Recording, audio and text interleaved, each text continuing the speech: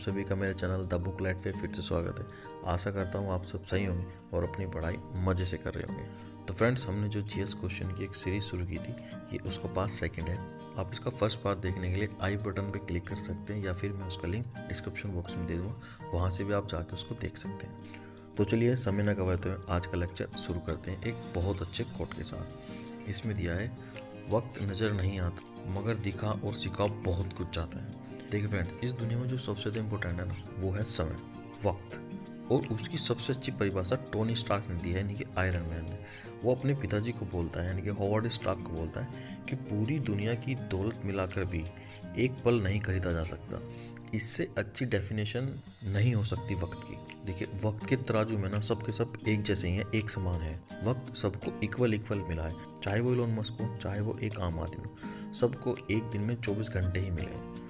Depend करता है how to utilize your time. तो आपके पास जितना भी समय है, अपने आप को बिल्ड करने में लगाए, अपनी एजुकेशन को डेवलप करने में लगाए, अपने आप को बनाने में लगाए, बिकॉज टाइम इज एवरीथिंग। तो चलिए फ्रेंड्स, क्वेश्चन की तरफ बढ़ते हैं। देखिए फ्रेंड, इस क्वेश्चन में दिया है, भारत सरकार अधिनियम 1935 के अंतर्गत में पहली बार प्रांतीय चुनाव कब हुए? देखिए, इसका आंसर तो पता है आपको, 1937 है। देखिए, सन जो होते हैं ना, बहुत ज़्यादा इंपॉर्टेंट होते हैं। अगर इनका एंगल चेंज कर दी जाए तो क्वेश्चन बहुत ज़्यादा भारी हो सकता है। देखिए, क्वेश्चन ऐसे भी पूछ सकता है, जब पहला प्रांतीय चुनाव हुआ था तब बताइए वॉइस रॉय कौन था। ठीक है, या फिर भारत सरकार अधिनियम 1935 जब लागू हुआ तब बताइए वॉइस रॉय कौन था। ठीक है ना फ्रेंड्स। अब देखिए, आपको वॉइस रॉय याद रखना है, इनका नाम है लॉर्ड विलिंगटन। विलिंगटन का जो टाइम पीरियड है वो 1931 से 1936 तक है। इन्हीं के टाइम पीरियड में बहुत सारी चीजें हुई हैं, आपको सारी याद रखनी है। देखिए, इन्हीं के टाइम पीरियड में पूना पैक्ट हुआ, इन्हीं के पीरियड में भारतीय रिजर्व बैंक ऑफ इंडिया की स्थापना की गई, और लास्ट वाला गोलमेज सम्मेलन जो 1932 में होता वो भी इनके ही शासनकाल में होता। ठीक है फ्रेंड्स, ये सारे इवेंट आपको याद रखने हैं। ये सब जो है लॉर्ड विलिंगटन के शासनकाल में है। ठीक है फ्रेंड्स, ये बहुत ज्यादा इंपॉर्टेंट है। अब देखिए, 1937 में कौन वॉइसरॉय था? अब जो हमारे पास लॉर्ड विलिंगटन थे, उनका शासनकाल तो 36 में खत्म हो गया, अब तो 37 में कौन था? तो 1936 में जो नए वॉइसरॉय आए उनका नाम था लॉर्ड लिनलिथगो। ये बहुत ज्यादा इंपॉर्टेंट है, ये क्वेश्चन बहुत बार पेपर में है कि जब वर्ल्ड वॉर सेकंड थी तो बताइए भारत का वॉइसरॉय कौन था। तो ये बहुत ज्यादा इंपॉर्टेंट, अपनी कॉपी में नोट डाल के लिखना। तो वो थे लॉर्ड लिनलिथगो। और दूसरा सबसे बड़ा पॉइंट, भारत छोड़ो आंदोलन यानी कि क्वाइट मूवमेंट 1942 में हुआ, तो बताइए भारत के वॉइसरॉय कौन थे? तो सेम आंसर लॉर्ड लिनलिथगो। ठीक है फ्रेंड्स, और ये भी जब पहली बार प्रांतीय चुनाव हुए तब भी हमारे वॉइसरॉय कौन थे? Lord Linlithgow. ठीक है फ्रेंड्स, ये आपको याद रखना। तो चलिए बढ़ते हैं नेक्स्ट क्वेश्चन की तरफ। देखिए, इस क्वेश्चन में दिया है, चल नीति समायोजन सुविधा LAF के तहत आने वाला एक साधन है जिस पर RBI वाणिज्य बैंक को उधार देती है, उसको क्या बोलते हैं? देखो, ये है रेपो रेट, इसको इंग्लिश में रेपो रेट बोलते हैं। जब RBI जो है, जो छोटे छोटे बैंक हैं, छोटे छोटे बैंक को जब पैसे देता है और उनसे जो रिटर्न में ब्याज लेता है, तो उसको बोलते हैं रेपो रेट। ठीक है, जो कि करंट में है हमारे पास 6.50। RBI बैंकों को पैसे दे रहा है और उनसे इंटरेस्ट ले रहा है, यानी कि ब्याज ले रहा है। लेकिन एक होता है रिवर्स रेपो रेट। जब RBI पैसा लेगा छोटे बैंकों से पैसा ले रहा है, और जब ये छोटे बैंक RBI से पैसा लेंगे रिटर्न में, जिसको हम इंटरेस्ट बोलेंगे, तो वो होगा रिवर्स रेपो रेट, जो कि करंट पोजीशन में है 3.35। देखो, ये बहुत कम है और ये बहुत ज्यादा है, यानी कि RBI ब्याज कम देता है और लेता जाता है। आज की तारीख में ये रेपो रेट है जब हम ये वीडियो रिकॉर्ड कर रहे हैं। ठीक है, देखिए इस क्वेश्चन में दिया है, वर्ष 2022 में पद्म श्री पुरस्कार से सम्मानित माधुरी बड़थावल के क्षेत्र में अपना योगदान दिया। तो इसका आंसर है गढ़वाली लोक संगीत। ये बहुत इंपॉर्टेंट है, ये आपको याद रखना है बस। देखिए, इस क्वेश्चन में दिया है, प्रतापी चालुक्य निम्नलिखित में से किस राजवंश के शासक राजकुमार थे? देखिए, इसका आंसर तो दिया है कंदम। अब हम कंदम के फाउंडर के बारे में जानते हैं। इनके फाउंडर का नाम है मयूर शर्मा या मयूर वर्मा। इनके जो सबसे फेमस किंग थे, उनका नाम था कुकुस्त वर्मा, जो कि मयूर वर्मा के बाद आए थे। इनका जो राज्य विस्तार था, वो आप ऐसे समझ सकते हो जो आज का कर्नाटक है। देखिए, मैं आपको मैप के थ्रू समझाता हूँ। देख फ्रेंड, ये जितना लाल लाल दिखाई दे रहा है ना आपको, पूरा का पूरा ये सारा आजकल आज के टाइम में ये क्या है, कर्नाटक ही तो है ना ये वाला। ठीक है, तो ये कंदम का राज्य था। मैंने आपको फिजिकली भी बता दिया कि किस जगह था। ठीक है फ्रेंड्स, अब बात करते हैं चोल साम्राज्य के बारे में। इनके जो फाउंडर थे, उनका नाम था विजय, और उन्होंने 8वीं शताब्दी में तंजौर पर कब्जा किया। उन्होंने वहां पे पल्लवों को हरा के तंजौर में अपना राज्य को स्थापित किया। इसीलिए तंजौर को चोल साम्राज्य की पहली राजधानी माना जाता है। देखिए, इनका शासन भी मैं आपको मैप के थ्रू समझाने की कोशिश करता हूँ कि इनका राजपाट कितना फैला हुआ था। देखिए फ्रेंड्स, ये देखिए, ये जितना भी एरिया है ना आपको लाल लाल से दिख रहा है, ये यहाँ से लेके और ये पूरा श्रीलंका तक के, ये सब का सब चोल साम्राज्य में था। आप देख सकते हैं, ये केरल आज के टाइम का, और ये तमिलनाडु और इधर आंध्र प्रदेश तक सबका सभी चोल साम्राज्य के अंडर में था। अब आप सोच सकते हैं कि चोल साम्राज्य कितना प्रभावशाली रहा होगा उस टाइम पे। ठीक है फ्रेंड्स, अब देखते हैं पल्लव के बारे में। देखिए, पल्लव के जो फाउंडर थे, इनका नाम था सीमा विष्णु, और इनके बाद इनके पुत्र ही राजा बने महादेवन वर्मन, जो कि सबसे ज्यादा फेमस राजा कहलाए पल्लव वंश के। अब देखिए, इनका भी मैं आपको मैप के द्वारा समझाता हूँ कि इनका राजपाट कितना था। देखिए, ये दिख रहा है ना आपको, इसमें लाइन खींची हुई है ऑलरेडी। ये पूरा पूरा यहाँ तक का, नीचे तक आपके, और ये केरल कर्नाटक सब का सब जो भी था इधर, पूरा का पूरा पल्लव वंश के एम्पायर में था। ठीक है फ्रेंड्स, अब आप सोच सकते हैं कि इनका कितना वर्चस्व रहा होगा अपने टाइम। ठीक है फ्रेंड्स, देखिए, अब देखिए कल्याणी के चालुक्य। इनके जो संस्थापक थे वो थे तेलप तिरित्ते, जिन्होंने राष्ट्रकूट के राजा करक को हराकर अपने राज्य की स्थापना की। इन्होंने लगभग 24 साल तक राज किया। देखिए, मैं मैप के थ्रू बताता हूँ कि इनका शासनकाल कितना बड़ा था अपने टाइम पे। देख फ्रेंड्स, ये जो देख रहे हो ना आप, ये थोड़ा डिफरेंट कलर सा, ये सब का सब जो था, वो कल्याणी के चालुक्य का राज था। अब यहाँ पे जो है महाराष्ट्र है, और कर्नाटक है, और बीच में गोवा है। तो इन तीन राज्यों में इनका राज्य पूर्ण तरीके से था। अब देख फ्रेंड्स, मैंने आपको चारों डायनेस्टी के बारे में बता दिया। ठीक है, एक ही क्वेश्चन है। चलिए बढ़ते हैं नेक्स्ट क्वेश्चन की तरफ। तो फ्रेंड्स, इस क्वेश्चन में दिया है, अब देखिए, इस क्वेश्चन का जो सीरियल है वो 25 है। आप इसके सीरियल मत देखिए, ये सीरियल जो है आगे पीछे हो रहे हैं, क्योंकि ये मैंने अलग अलग पेपर से क्वेश्चन लिए हैं।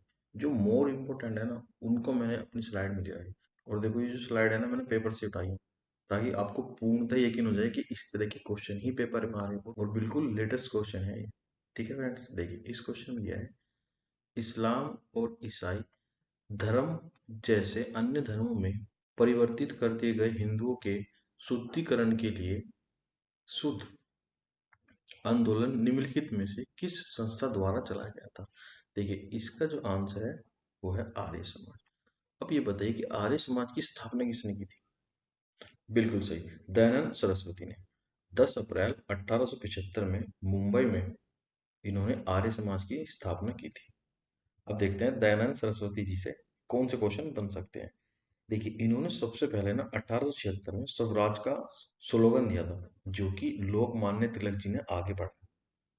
और इनका एक बहुत फेमस नारा भी है, वेदों की ओर लौटो। शायद आपको पता नहीं होगा, इनका जो मूल नाम था वो मूल शंकर तिवारी था। ठीक है, इतनी डिटेल बहुत है इनके बारे में। ठीक है, अब देखते हैं ब्रह्म समाज। ब्रह्म समाज की स्थापना किसने की थी?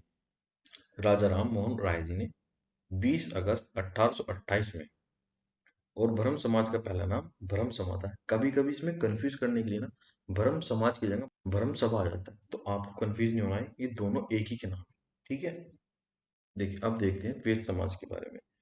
वे समाज जो है ब्रह्म समाज से प्रेरित होकर ही बनाया गया है, यानी कि इसका एक प्रतिरूप है, जिसके संस्थापक हैं केसी सेन एंड के नायडू, जिन्होंने इसकी स्थापना 1864 में मद्रास में की थी। और लास्ट में देखते हैं रामकृष्ण मिशन। रामकृष्ण मिशन की स्थापना स्वामी विवेकानंद जी ने अपने गुरु रामकृष्ण परमहंस के नाम पे की थी 1 मई 1897 में। ठीक है फ्रेंड्स, चलिए बढ़ते हैं नेक्स्ट क्वेश्चन की तरफ। देखिए फ्रेंड्स, इस क्वेश्चन में दिया है नवंबर 2022 में भारत के 50वें मुख्य न्यायाधीश कौन बने। अब देखिए इसका आंसर है जस्टिस डीवी चंद्रचूड़ जी, जो कि 50वें नंबर के थे। ठीक है, तो इनसे पहले कौन होंगे, 49वें नंबर के होंगे। उनका नाम क्या था? जी बिल्कुल, उनका नाम था यूयू ललित। ठीक है फ्रेंड्स, अब जब 49 50 याद कर लिए तो पहले भी याद करना पड़ेगा। तो सबसे पहले कौन थे? हरिलाल जे कन्हैया। देखिए ये बहुत ही बार क्वेश्चन आया पेपर में। इनका टाइम पीरियड था 14 अगस्त 1947 से 26 जनवरी 1950 तक। इतना डेटा इनफ है इनके बारे में याद करने के लिए। बस आपको पहला नाम जरूर जरूर याद रखना है, ये बहुत ही बार पेपर में पूछा गया। ठीक है फ्रेंड्स, चलिए बढ़ते हैं नेक्स्ट क्वेश्चन की तरफ। देखिए क्वेश्चन नंबर 30 में दिया है निम्नलिखित में से कौन सा वेद भारत के पूर्व वैदिक काल के लोगों के जीवन का वर्णन करता है और इसमें 10 मंडलों में विभाजित 1028 सूक्तों का संग्रह। देखिए इसका आंसर है ऋग्वेद। ठीक है, अब हम जानते हैं यजुर्वेद के बारे में। देखिए यजुर्वेद में जो है यज्ञ करने के मंत्र दिए हुए हैं। ठीक है, और अर्थवेद में जो है चिकित्सा के बारे में बताया गया है।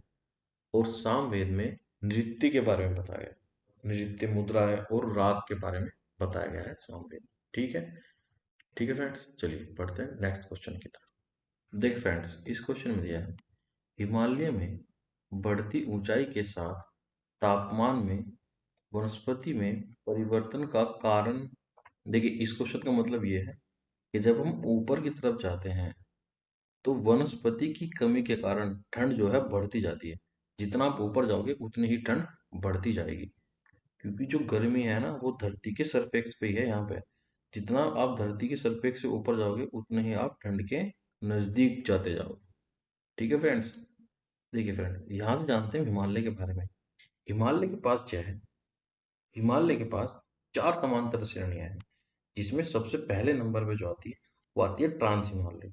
नंबर 2 पे आती है सर्वोच्च हिमालय या वृहद हिमालय। और नंबर 3 पे आती है मध्य या लघु हिमालय। और सबसे जो नीचे आता है वो आता है शिवालिक। देखिए मैं आपको मैप के माध्यम से समझा। देखिए फ्रेंड्स, जो ट्रांस हिमालय है ना उसके अंदर 3 पर्वत श्रेणी आती है। नंबर 1 पे आती है काराकोरम, नंबर 2 पे आती है लद्दाख, और नंबर 3 पे आती है जास्कर। आप ये कह सकते हो कि ये जो तीनों की तीनों पर्वत श्रेणी है ना, ये सब ट्रांस हिमालय में आती है। और इसके बाद आता है सर्वोच्च हिमालय, फिर बीच में आता है लघु हिमालय, और सबसे नीचे जो आता है देखो ये रहा शिवालिक रेंज आती है। ठीक है, और आपको ये पता होना चाहिए जो ट्रांस हिमालय की जो पर्वत श्रेणी है काराकोरम पे केटू है अपनी इंडिया की सबसे ऊंची चोटी। ठीक है फ्रेंड्स, देखिए इसमें पीर पंजाल भी दिया हुआ है। अब देखिए इंडस दी है, झेलम, चेनाब, रावी, सतलज। देखिए जब भी आप मैप देखें ना तो मैप के आसपास जो जो चीज है ना सबको देखिए। देखिए ये यमुना है, गंगा है, जो जो दिया है उसको देखते चले। ये कैलाश रेंज है। ठीक है फ्रेंड्स, देखिए फ्रेंड्स, जो हिमालय का जो विस्तार है ना वो नंगा पर्वत से लेकर, और जो उसकी लास्ट रेंज जाएगी आपके पास वो जाके पड़ेगी नामचा पर्वत पे, जो कि तिब्बत में है। अगर कोई आपसे पूछे कि हिमालय कहाँ से शुरू होता है और कहाँ पे खत्म होता है, तो नंगा पर्वत से शुरू होता है और नामचा पर्वत पे खत्म होता है। ये इसकी पूरी की पूरी रेंज है। ठीक है फ्रेंड्स, देखिए मैं आपको दूसरे मैप के माध्यम से समझा। देखिए फ्रेंड्स, अगर हिमालय यहाँ से शुरू है ना और ये पूरी की पूरी जो है हिमालय की रेंज है और यहाँ पे खत्म है, तो ये है नंगा पर्वत और ये है नामचा पर्वत, जो कि तिब्बत में है। ठीक है friends, I hope you understand. चलिए बढ़ते हैं नेक्स्ट क्वेश्चन। देखिए फ्रेंड्स, इस क्वेश्चन में दिया है जलवायु और मौसम में होने वाली सभी परिवर्तन होते हैं क्वेश्चन का पूछने का मतलब है कि किस लेयर में होते हैं। देखो ये 4 लेयर है जो पृथ्वी से आकाश तक जाती है, ठीक है? और इसका आंसर है अक्षोप मंडल। अब देखिए हम उसकी सभी की सभी लेयर के बारे में जानते हैं कि ये किस तरीके से कार्य करती है और इनमें क्या-क्या होता है।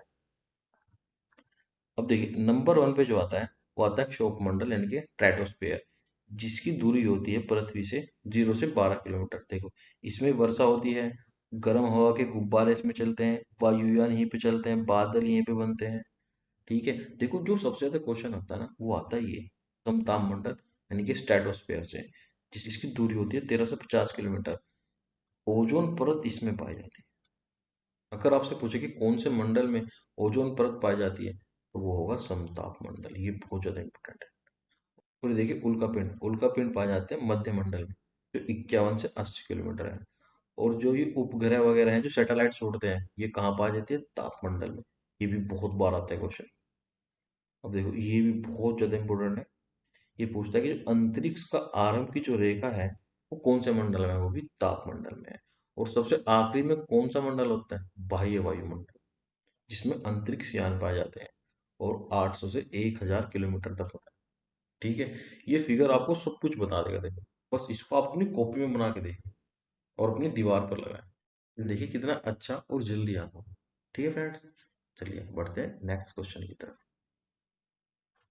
देख फ्रेंड्स इस क्वेश्चन में दिया है कैलाश मंदिर के अंदर स्थित है। इसका आंसर है एलोरा की गुफाएं। अब जानते हैं हम खंडगिरी गुफाओं के। देखिए खंडगिरी गुफा के साथ साथ एक इसकी जुड़वा गुफा भी बनाई गई थी जिसका नाम था उदयगिरी गुफाएं।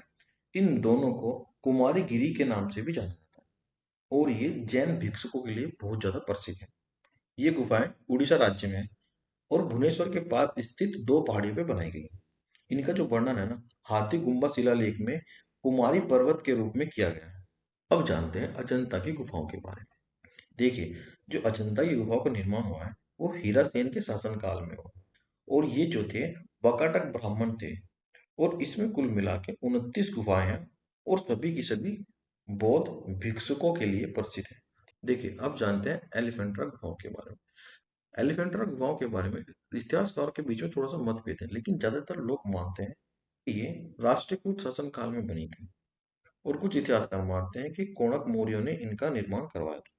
देखिए एलिफेंट्रा गुफा जो है वो महाराष्ट्र में मुंबई शहर से 10 किलोमीटर दूरी पर ही स्थित है। ठीक है फ्रेंड्स, अब देखिए एलोरा गुफा जो है वो राष्ट्रकूट शासकों ने बनवाई थी और ये कहाँ है? ये है महाराष्ट्र में। ठीक है फ्रेंड्स, चलिए बढ़ते हैं नेक्स्ट क्वेश्चन की तरफ। देखिए इस क्वेश्चन में दिया है 1941 में जहाज निर्माण उद्योग निम्नलिखित में से किस स्थान पर शुरू हुआ था? इसका नाम है विशाखापट्टनम में। देख फ्रेंड विशाखापट्टनम में भारत के बहुत बड़े बड़े बंदरगाह हैं, लेकिन दुनिया का जो सबसे बड़ा बंदरगाह है वो है चीन शंघाई में। ये आपको याद रखना है। और ये जो विशाखापट्टनम है ये है आंध्र प्रदेश में, जिसको हम वाइजाम के नाम से भी जानते हैं। ठीक है, ये इसका दूसरा नाम है जो बहुत ज्यादा फेमस है। ठीक है फ्रेंड्स,